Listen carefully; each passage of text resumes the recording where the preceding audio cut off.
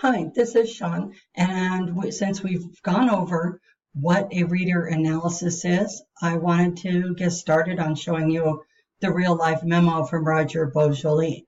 If you have not already downloaded it, I suggest you pause this video and do so.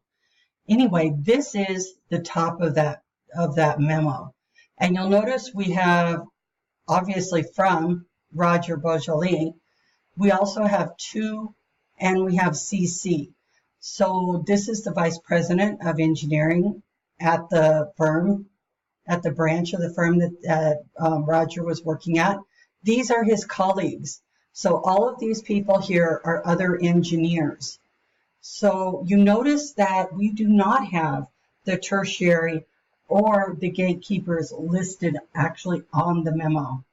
So we're going to have to do a little digging to figure that one out.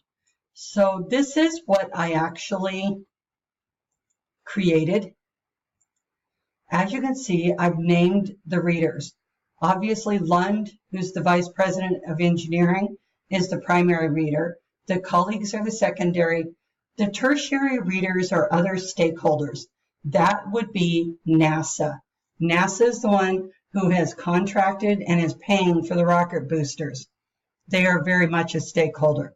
And the gatekeepers would be Morton Thiokol itself, because they're the ones who determine what information is released and when. Now, interestingly enough, all of these tend to value completing a project on time and within budget. Even if they value things outside of that, they still have that basic common value. However, each one has something a little different as far as what they need. Now, the Vice President, he needs the project done on time and done correctly. He's the boss, so that's what his goal is. His attitude is, as far as this memo is written, he's probably a very busy man. He may not want too many details. He wants to know just the facts that he needs to know. Now, the secondary readers, which is the engineering team, they work as a team to complete the project. So they need that sense of team. So each member has a role on the team over here under attitudes, and they need to do their job.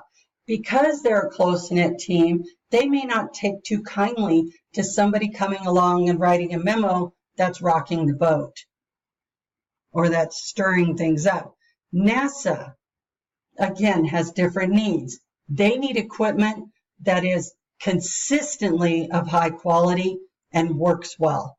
Their values are, in addition to completing a project on time and within budget, is they value successful space travel. That's their goal. Their attitudes have to do with politics.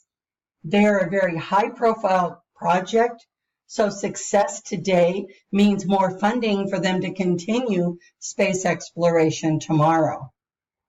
And finally, the gatekeepers, which is Morton Thiokol itself, it's the company, they need to have success in all endeavors because they are accountable to their stockholders.